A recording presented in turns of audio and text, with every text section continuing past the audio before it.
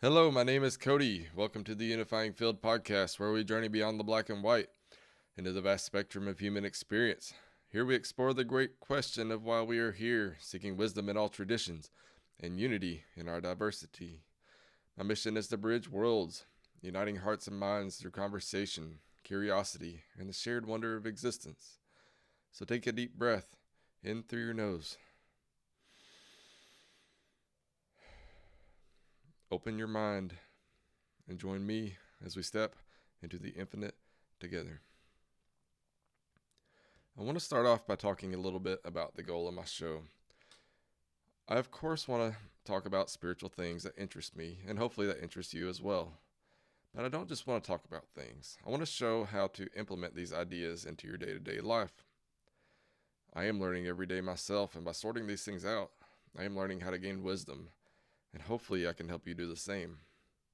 My goal is to help you grow by sharing where I struggled in my journey, and perhaps lessons of where I am working now, so that maybe I can help you overcome the obstacles in your spiritual journey quicker. Sometimes it's necessary for us to learn the hard way.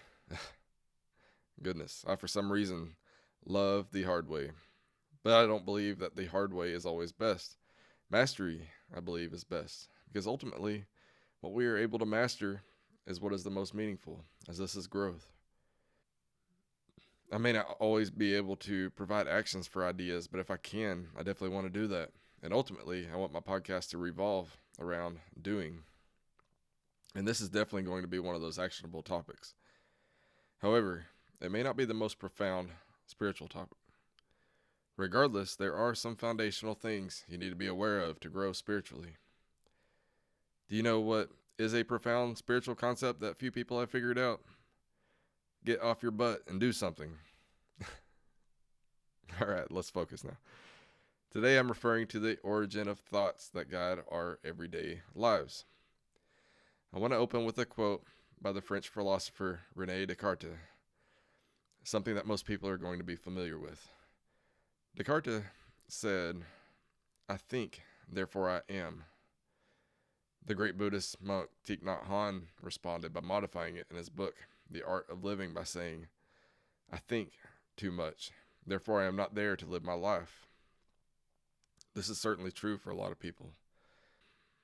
But for this episode, I want to modify it further and say, I think, therefore I must be mindful and discern whether these thoughts are my own, or are these thoughts conditioned beliefs that may not be my own.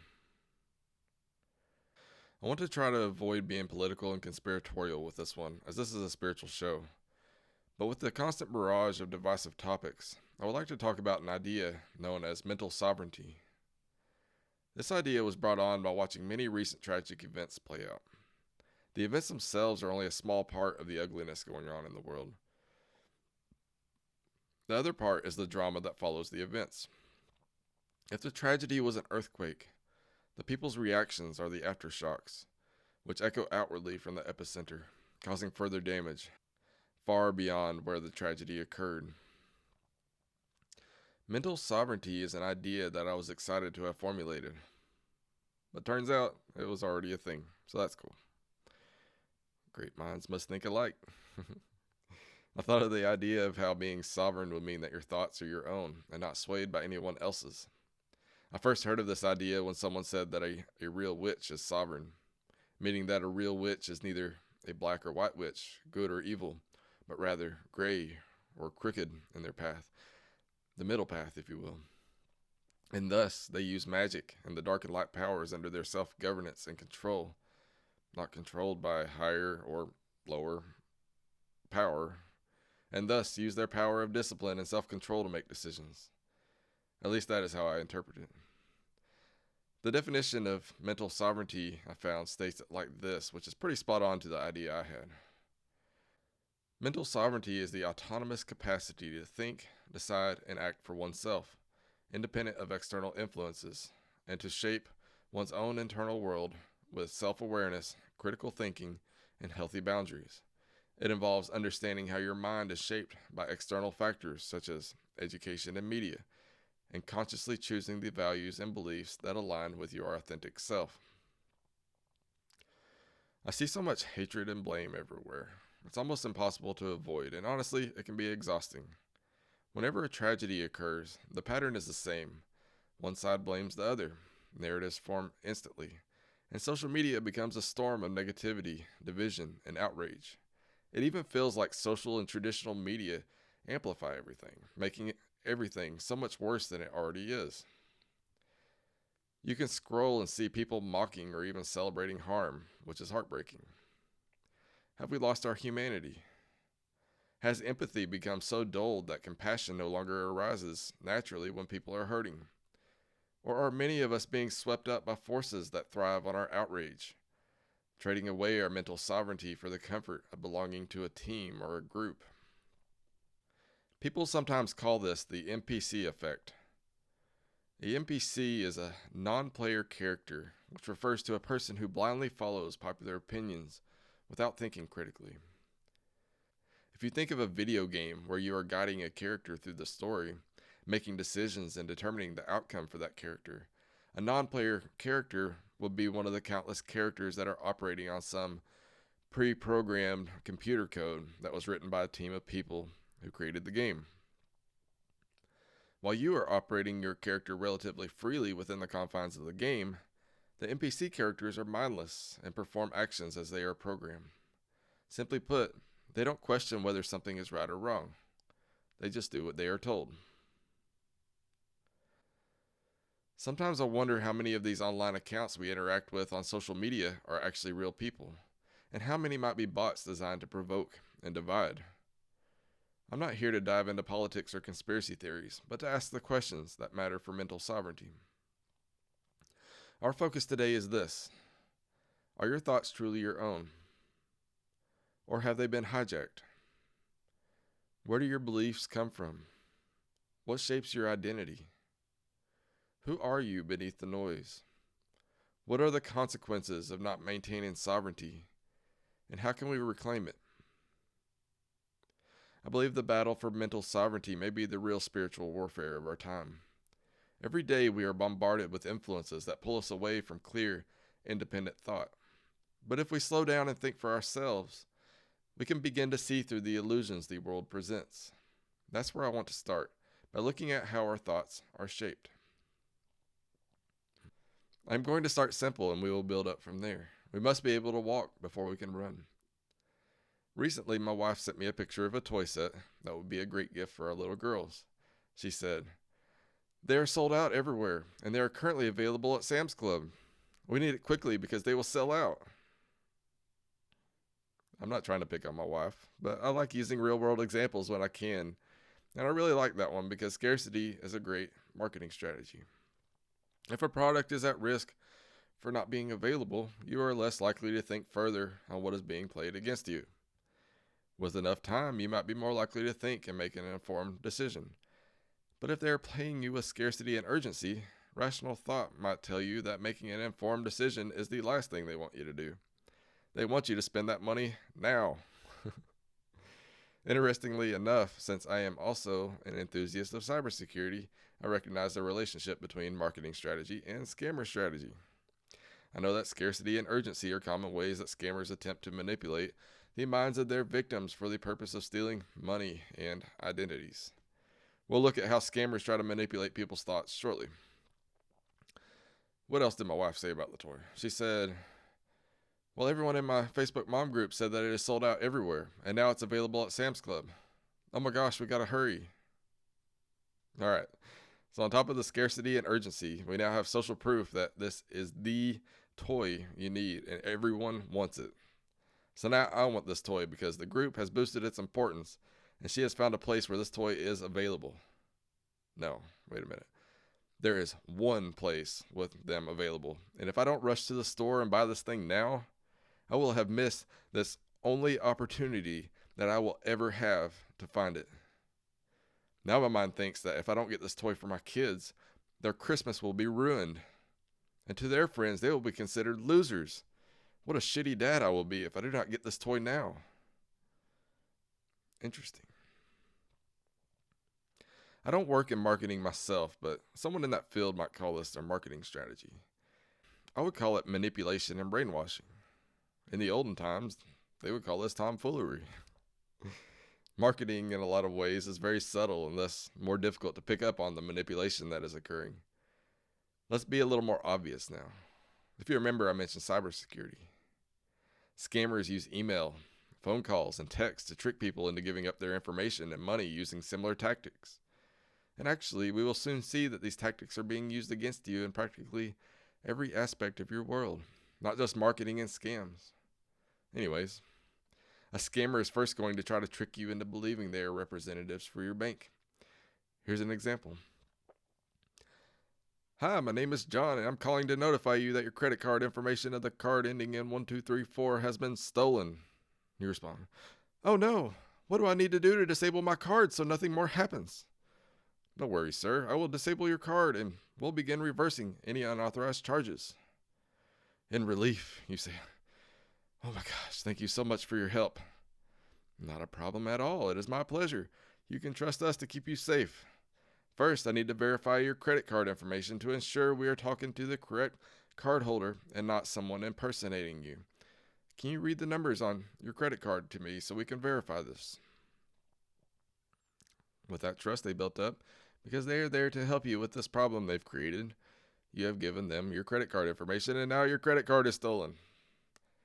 But if you hesitated and didn't give them that info, there will be a sense of urgency and authority played against you, assuming you haven't hung up on them yet. If you are still being stubborn, they might use intimidation and fear to finally persuade you to do what they say. If you don't hurry, there will be more unauthorized charges on your card and it'll be much harder to get any further damage reversed. You won't be able to use your card until everything is fixed. We must act now. To some of you, that may seem silly. But on the millions of people that these tactics are played on, some of them bite the lure and lose money and have their identities stolen. So as a quick, random public service announcement on the spiritual show, always question if things are as they seem. Instead of giving your personal information to whoever called you, instead go to your bank's website and call the number that they have listed and ask if your card information has been breached. They will likely tell you no and that they will never ask you for your information over the phone. Okay, back to the topic. The scam example is a very blatant use of manipulation. The scammer is literally telling you what to think. They have filled you with fear for losing money and a stolen identity. They have filled you with the urgency to do something. They are blatantly guiding your thought process and actively encouraging you not to use your own rational thought process and to instead trust theirs.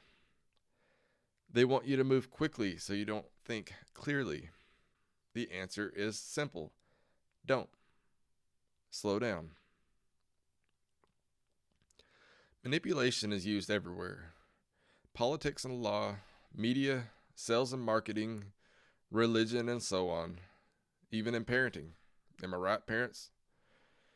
Each is going to paint a picture that presents you with a real or fake problem while offering a solution to fix it. Information is going to be limited to what they want you to have. And urgency is going to encourage you to trust them and not your own rational thought process. How about social media? Oh, social media. Actually, why don't we start this way? What do you know about trolls? No, not the movie or the mythological creature from Norse mythology and Scandinavian folklore. Although, they are just as ugly, dumb, and probably smell just as bad. Oh, what fun it is to troll some trolls. Trolls of the human variety are roughly defined as people whose goal is to provoke an emotional response from others.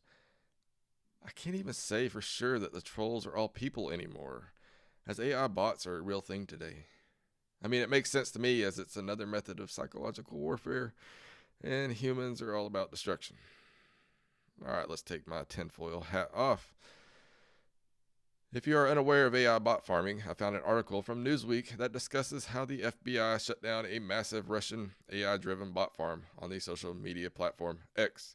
This article from July 2024 states, FBI officials said the AI-powered information operation out of Russia included nearly 1,000 accounts on X, pretending to be Americans. The investigation uncovered a Russian bot farm that used artificial intelligence to create fake social media profiles, masquerading as Americans to post support for Russia's illegal invasion of Ukraine. Russia has routinely weaponized social media to spread disinformation in an attempt to sow discord within Western democracies. So then, not everyone you see commenting on posts or even posting themselves is actually human. Some are bots or people from other countries intentionally sowing division and turmoil through the platforms we're addicted to. Trolls, whether human or not, thrive on sparking outrage. During horrific world events, for example, trolls often post celebratory or inflammatory content designed to provoke disgust and anger. Of course, some real people celebrate harm too, but the key point is this: trolls want to hijack your emotions, your time, and incite a negative response. You might be having a perfectly good day, then open your social media and see a comment that completely clashes with your beliefs, igniting something fierce inside you. Oh, I'm gonna. Don't take the bait. Exit out of the app quickly and forget about it. Yeah, it's really that simple. Though incredibly hard. I know. Reacting means you're letting a stranger, or even a programmed AI bot, steer your thoughts and emotions. That's thought manipulation, and awareness is the best way to combat this. The goal is sovereignty, not conditioning. Everything I've talked about thus far are little things we deal with every day. They are more surface level interactions and are easier to recognize, and learning to recognize these behaviors is paramount, though they likely tie into deeper values and beliefs. Thus, we must look at how we gain our beliefs in the first place by digging into who we are. Why did such intense anger arise when that person said that? Where are these urges to react coming from? I want you to visualize this. You find yourself alone in some kind of solitary confinement. You're in a small room and are not able to communicate with the outside world. This is your life now. Just you and your thoughts. You are alone. That would be really tough. I have felt alone a lot on my journey, especially as my beliefs stray away from the mainstream. But even before that, I felt alone on many occasions. It sucks. It hurts.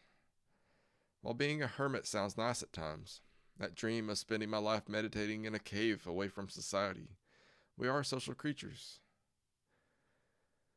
Humans need human connection. Humans need to belong to something. Even while I would consider myself more of an introvert, and while being alone is helpful, I still want human connection. Thus, we search for and join groups of like-minded people, and if we can't find a group, we create one. In the solitary confinement scenario, you probably had a life which consisted of many groups that you belonged to beforehand. You will likely consider yourself still part of those groups, at least for a while, even if you can't interact with them. So now I want to strip away even that. Who are you? Who do you consider yourself to be? You might respond, "My name is Jenna, and I'm a mom, a physical therapist. I'm a Christian. I like to fish. I'm a libertarian when it comes to politics. A gamer nerd when I have time.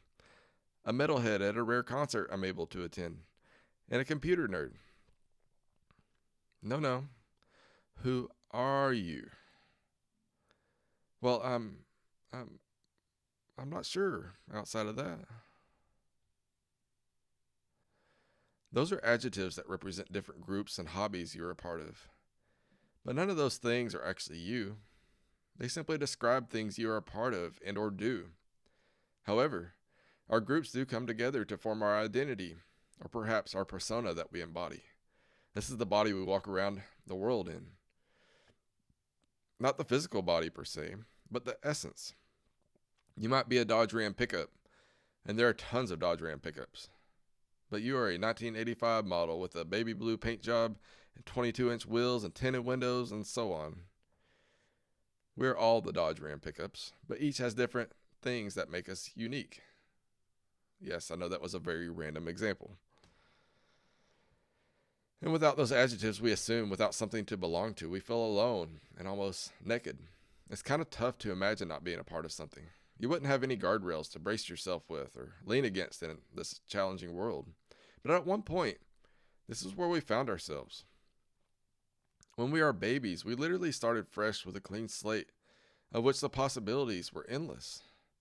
We could be anyone or anything we wanted, at least until the world eventually told us otherwise. This is why becoming a teenager is so challenging. Going through the hormone changes is tough, but it's also challenging because we're trying to figure out who we are. Who am I?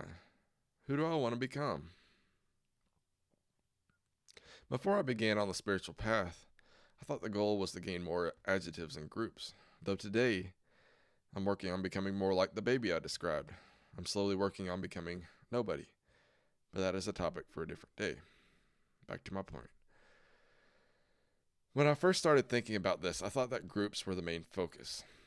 But then I realized that it's identity that is ultimately what we gain from groups. I am this. I am that. So we find other people who like things that we like. And we become passionate about our groups and proud to be a part of them. And there is nothing wrong with that, as we came to Earth to live as humans, and humans need community. However, because these groups are part of our identity, for better or worse, they influence how we think. In the case of religion, we tend to follow whatever scripture or texts that are associated with those beliefs to help guide us in how we operate in the world and how we treat other people.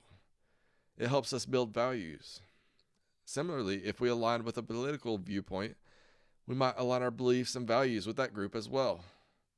These are only a couple of the countless groups that each provide influence into who we are, but they are incredibly powerful forces in themselves. Almost everything about how we live is influenced by our groups. For example, if you are a mom and you have your mom Facebook groups and your mom TikTok channels, you know the baby gear that is a must-have. My wife and I were in the market for a wagon for our girls, and the Wonderfold is apparently the wagon for your kids. However, that thing is crazy expensive, and we settled for the Jeep wagon instead, which is way more reasonable. And we absolutely love it. We actually just used it at a theme park, and it was awesome. You know who is the best pediatrician in the area, and the events going on that are kid-friendly? What do you drink water out of? A bottle? You peasant. You need a 3-foot-tall Stanley tumbler. Oh, snap. The new iPhone 17 is coming out soon. I will be so popular. Gotta have that because it's clearly better than my janky iPhone 16. I think I saw 5 cameras on that bad boy. Do you need to lose weight quick? Who needs to work out and eat healthy when everyone is using Ozempic? All of these little groups are going to influence the way we think.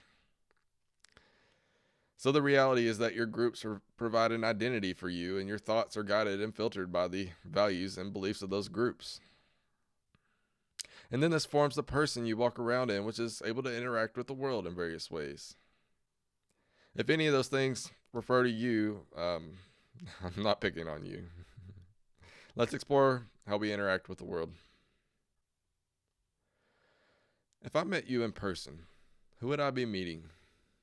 Are you the same person you present online, or is your online persona the same? Are you aware of any differences? There is a funny video out there that has 2 dogs. Perhaps you've seen it. One dog is on one side of the gate. The other is on the opposite side of the gate. The video begins with the dogs looking vicious and barking aggressively towards each other. They are ready to fight and seem ready to tear each other to shreds. But then the gate opens, and all of a sudden, they are peaceful and carefree. No longer any barriers between them, and subsequently, there's no problems or anger towards each other. If anything, there's like indifference about each other's presence. But as soon as the gate is closed again, they viciously begin barking at each other, just like before. The gate represents the screen that is in between us and everyone else. In a previous episode, I mentioned a TED Talk called The Psychology of Evil. One of the factors that made it much more likely to commit evil was to do so under anonymity. An example of anonymity includes something you see certain government groups using today and what we all had to wear at the start of 2020. Face mask. If you can remove yourself from the equation, you can do things you wouldn't normally do. This means that no one knows it is you behind the mask. And you might even create the illusion for yourself that it is not you doing it.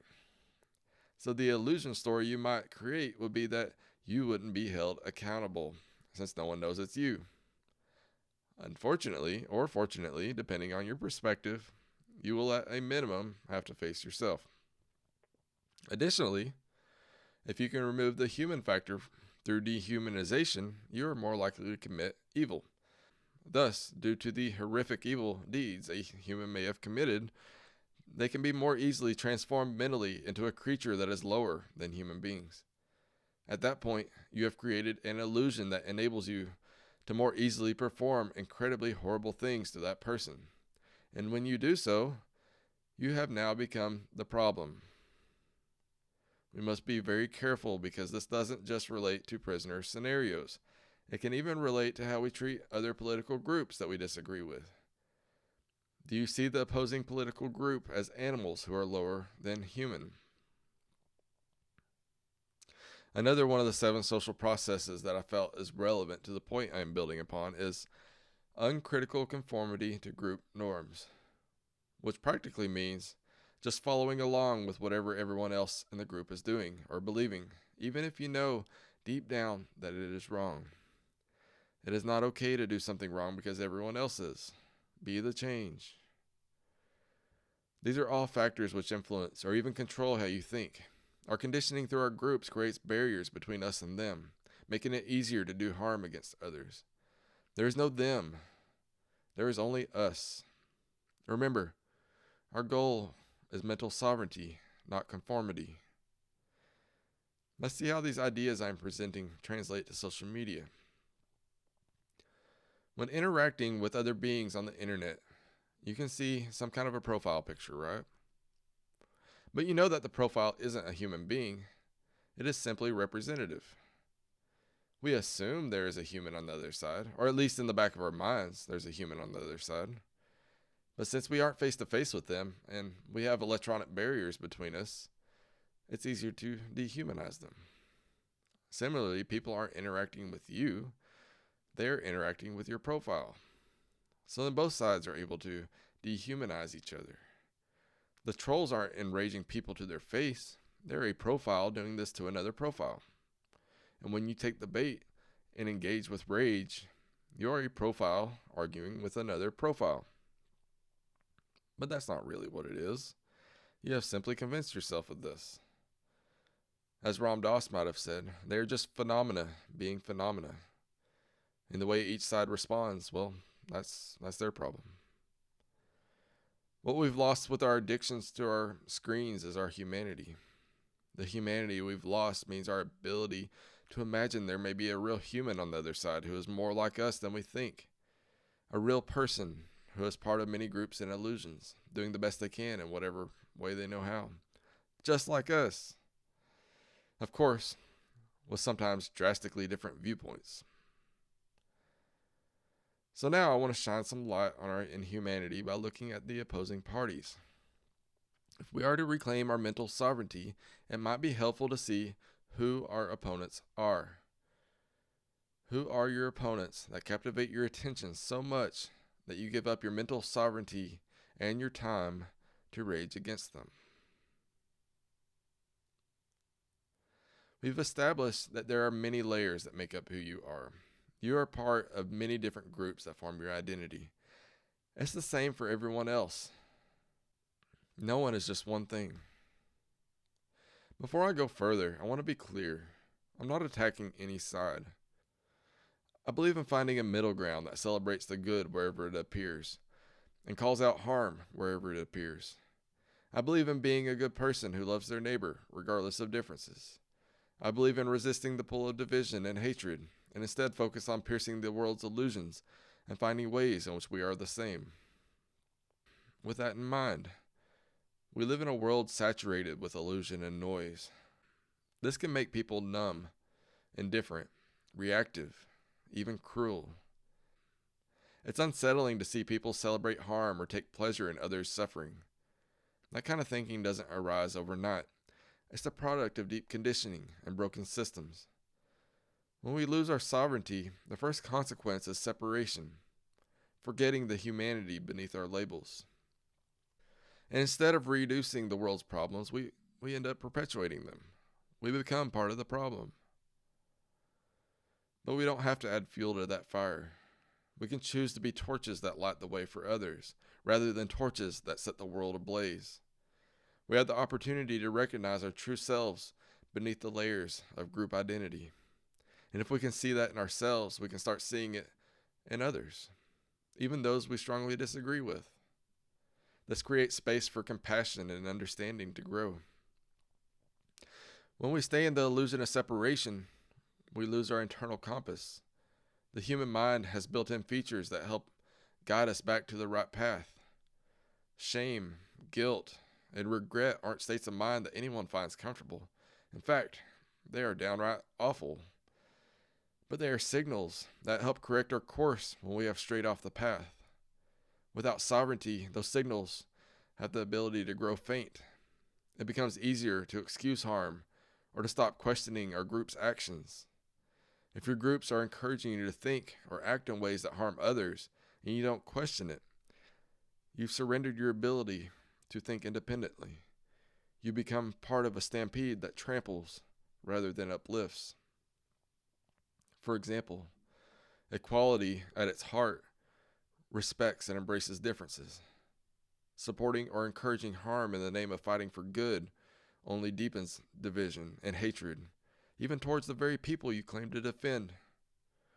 This is why we must slow down and consider what we may accomplish given our perspective and the urge to react, because we may do more harm than good. We've all heard the saying, if you don't have anything good to say, don't say anything at all. At the very least, it's an invitation to pause and reflect before reacting. Ask yourself, where is this reaction coming from? Is it truly my own, or is it conditioning? What will my words accomplish? Gandhi said, an eye for an eye leaves the whole world blind. Sovereignty begins with questioning your thoughts before they become actions. So the key is thus to slow down. If we can slow down, we can bring awareness. If we can bring awareness, we can ask questions. If we can ask questions, we can regain our sovereignty. The next consequence I want to cover is one of your most valuable resources, time. Whenever you become fixated on something that someone wants you to pay attention to, you miss out on the things that are most important in your life. We have a limited amount of time each day, so give your time and attention to what really matters. Give your time to God, to your family, to your dogs and cats, or snakes, or whatever floats your boat. Your time is infinitely priceless in a finite life. Don't give it to those who don't deserve it. Becoming sovereign, you begin protecting your time, and then you'll begin protecting your energy. Another extremely valuable resource. Without sovereignty, manipulation becomes easy by marketers, by social media, by peers. It can cost you your finances, your relationships, even your safety. Take drinking and driving. If friends say, you've had way less to drink than the rest of us, you're good to drive us home. Sovereignty is what lets you pause and think. I'm still responsible for every life in my hands tonight. I am responsible for myself and everyone in the car with me. I am responsible for anyone I may crash into. And I am responsible for the pain of everyone's families who will endure the suffering of loss if I take someone from them. Sorry, I know that was heavy. But it's real, and that's one of many things that doesn't get questioned enough. Even groups that begin beautifully can become traps when sovereignty is lost. Cults often start with a dream such as community, love, and purpose, but can devolve into abuse when members surrender their independence. The Buddhafield community, featured in a documentary on Prime, began with noble intentions from the many like-minded members who joined. But later it was found that the leader was abusing many of its members. Perhaps it was their love for their leader that they gave up their sovereignty and protected him. And because of that, more and more people endured his abuse than probably should have. At the beginning of the documentary, that cult sounded amazing. It was all love and light. It was like a dream. at least until victims started coming forward, shining light on a very dark situation. The power to heal or harm rests in your hands when it comes to mental sovereignty. Groups aren't bad, they're essential for community and support, but never give up your sovereignty for any group. And if you find yourself in a position of power, stay mindful that you don't take sovereignty from those beneath you. All right, if you figured out you haven't been thinking independently, what do you do now? How do you begin to recover? I think when it comes to most of our pitfalls, and in this case I'm referring to lost mental sovereignty, the first thing we need to do is simply become aware. When in doubt on what to do, and this goes for many obstacles, simply add awareness. Because as long as you remain unconscious, nothing will ever change. If nothing changes, you continue to get the same result because you continue to sow the same seeds. Jesus once said, "If you had the faith of a mustard seed, you can move a mountain." And then Ram Dass later added, "But once you became capable of moving the mountain, you wouldn't move it because you'll realize why you put it there in the first place." Then what are the mountains I'm referring to? The mountains are the people we try to change, the challenges we face, which are the challenging people a lot of times. The goal is not to be who changes the world. The goal is to become the change and to remove mountains by being someone who makes it easier for others to remove their mountains. How about a quick double shot of Gandhi? Be the change and quit taking people's eyes. Everything we see in the world outside of us is but a reflection of what we are holding within.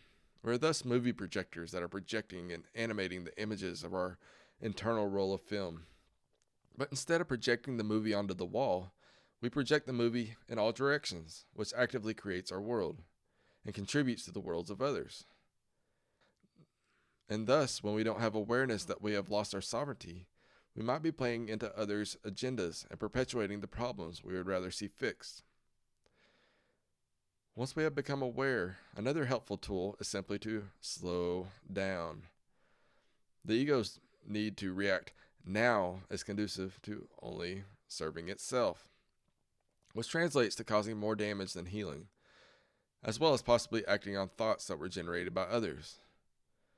Slow and steady doesn't just help you win the race, it helps everyone win. Slowing down encourages us to consider our response and feelings that have arisen. Believe me, I know this is easier said than done. And what I've come to learn over the years is that slowing down is easier when I actively practice something that helps me regain control. In my case, meditation helps tremendously with that. I get that everyone is not able to meditate by sitting still and focusing the mind. Believe me, I've tried to get countless people to meditate. The ability to become mindful is what we are after. There are other methods to obtain this, such as practicing mindfulness during walking, exercise, or whatever else you do during the day. Even your daily chores can become mindful if you put intention into this. This may help you achieve the same goal. Other ideas include yoga, tai chi, and qigong. Whatever it is you decide to do, making an activity mindful means being in the moment with the activity, not mindlessly on autopilot with your mind elsewhere. If you are walking, you want to be in the moment with each step, and even noticing all of the sensations in your foot as it touches the ground, or even the muscles you use to lift your foot back off of the ground. If your mind wanders into daydreaming or other thoughts, gently return to the task. Being mindful means being focused in the moment, and with the control you build with discipline and practice, you create the ability to slow down and become aware in the moments that especially need it.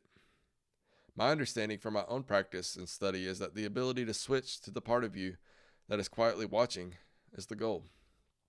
The part of you that is quietly watching is awareness. It is not the part of you that is consumed with the world's drama. With some control built up, we can switch our perspective to the still part of ourselves that quietly watches. Then we can meet our thoughts and feelings with some acknowledgement and questions. If we have the urge to respond to someone with anger, for example, how many people can you inspire to change to your point of view by responding in anger? How many fights have you been in where fighting to the end meant you were friends at the end? Does your response perpetuate the problem you would rather solve? What does someone else's beliefs have to do with your world? What makes you think that other people can't have beliefs that differ from yours? Do you understand where they are coming from?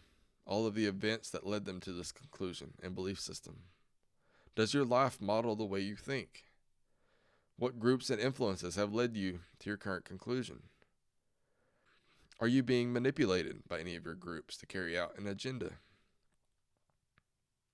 Peel back the layers to begin learning who you are versus the thoughts you hold. Who are you minus the layers?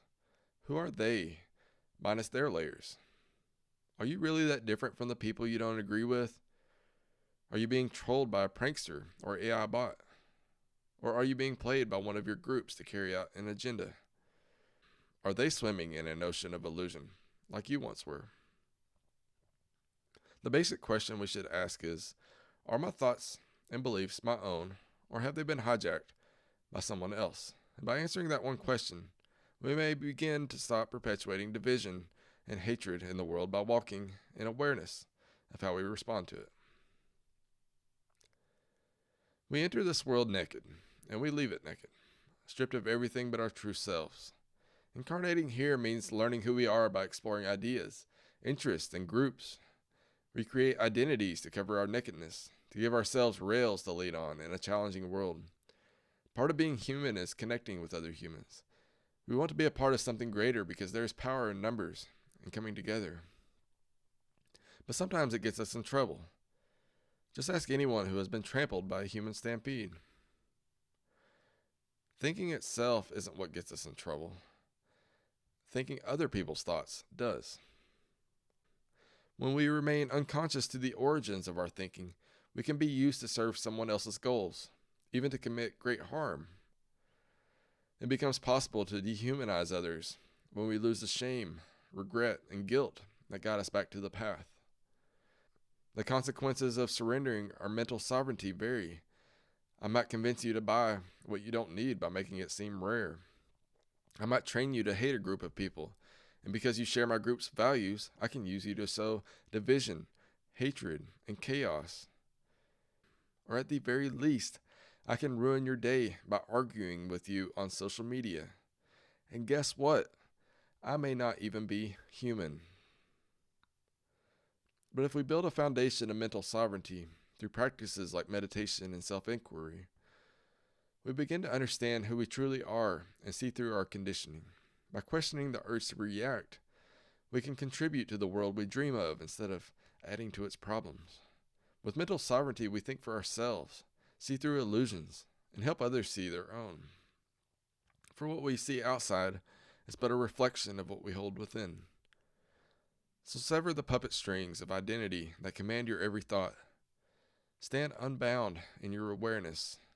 There, your authentic voice, your authentic thoughts emerge, and your true self shines.